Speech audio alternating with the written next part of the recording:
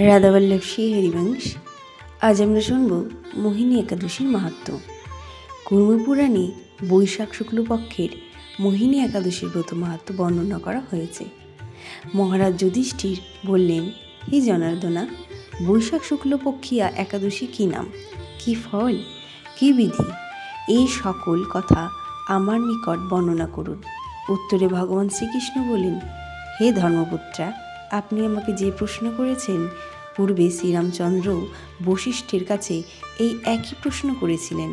তিনি জিজ্ঞাসা করেছিলেন, হে মুনিবর, আমি জনকনন্দিনী সীতার বিরহজনিত কারণে বহু দুঃখে পাচ্ছি, তাই এটি উত্তম ব্রতের কথা আমাকে বলুন, যার দ্বারা সর্বপাপ ক্ষয় হয় ও সর্বদুঃখ বিনষ্ট হয়।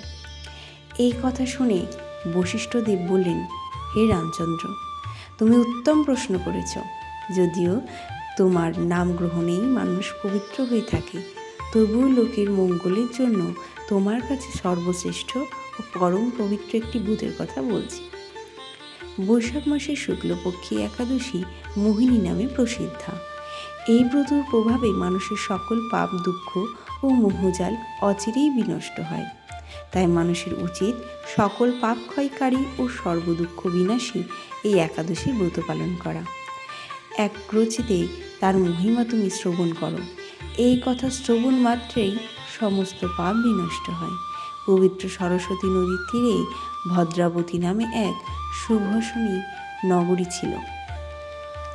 চন্দ্রবংশজাত ধূর্তিমান নামে এক রাজা সেখানে রাজত্ব করতেন।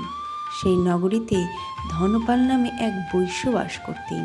তিনি ছিলেন পুণ্যকর্মা ও সমৃদ্ধশালী ব্যক্তি।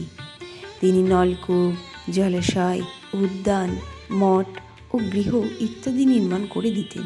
তিনি ছিলেন বিষ্ণু ভক্তি পরায়ণ ও শান্ত প্রকৃতির মানুষ। সুমনা, দ্যুতিমান, মেধাবী, স্বীকৃতি ও ধৃষ্টবুদ্ধি নামে তার 5 জন পুত্র ছিল।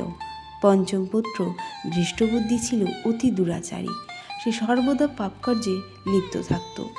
পরস্ত্রী সঙ্গী, বিশ্বশক্ত, লম্পট ও দ্রুতক্রীড়া প্রভৃতি পাপে সে অত্যন্ত আসক্ত ছিল। দেবতা, ব্রাহ্মণ ও পিতামাতা সেবায় তার একেবারেই মতি ছিল না। সে অন্যায় কার্যে ব্রত, দুষ্ট স্বভাব ও পিতৃধন ক্ষয়কারক ছিল। সবসময় সে অবক্ষ ভক্ষণ ও সুরাপানে মতো থাকত। পিতা ধনপাল একদিন পথ দিয়ে চলছিলেন। হঠাৎ তিনি দেখেন ধৃষ্টবুদ্ধি এক বেশ্যার গলায় হাত রেখে নিঃসংকোচে ঘুরে বেড়াচ্ছে। তার নির্লজ্জ পুত্রকে এভাবে চৌরাস্তায় ভ্রমণ করতে দেখে তিনি অত্যন্ত মর্মাহত হন। এই কুম্ভভাব দর্শনে ক্রুদ্ধ হয়ে তিনি তাকে গৃহ থেকে বার করে দিলেন। তার আত্মীয় স্বজনও তাকে পরিত্যাগ করল। সে তখন নিজের অলঙ্কারাদি বিক্রি করে জীবন অতিবাহিত করত। কিছুদিন এইভাবে চলার পর অর্থাভাব দেখা দিল।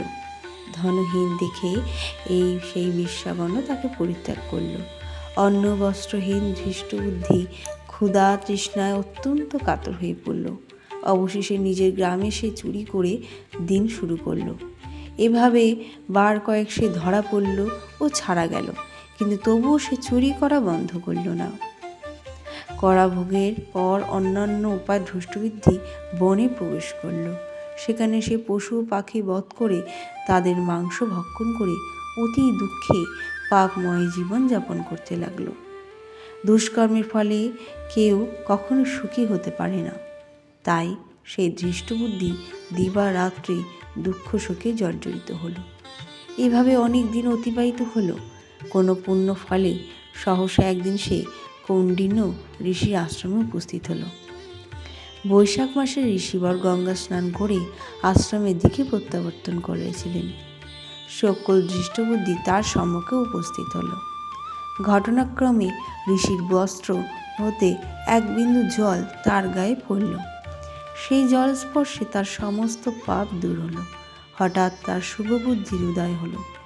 ঋষির সামনে সে কৃতাঞ্জলি ফুটে প্রার্থনা করতে লাগলো, হে ঋষি শ্রেষ্ঠা, যে পুণ্য প্রভাবে আমি এই ভীষণ দুঃখ যন্ত্রণা থেকে মুক্তি লাভ করতে পারি, তার কৃপা করে আমাকে বলুন। ঋষিবর বললেন, বৈশাখ মাসের শুক্লপক্ষে মোহিনী নামে যে প্রসিদ্ধ একাদশী আছে, তুমি সেই ব্রত পালন করো।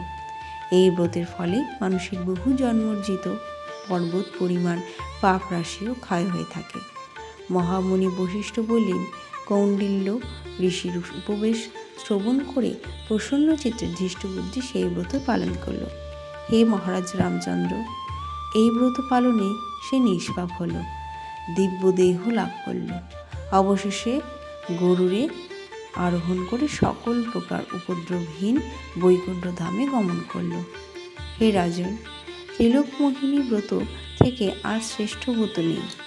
যজ্ঞ, তীর্থস্থান, দান ইত্যাদি কোনো পুণ্যকর্মই এই ব্রতের সমান নয়। এই ব্রত কথার শ্রবণ কীর্তনে সহস্র গোদানের ফল লাভ হয়। তাই অবশ্যই মোহিনী একাদশী আপনারা সকলেই পালন করুন। রাধে রাধে।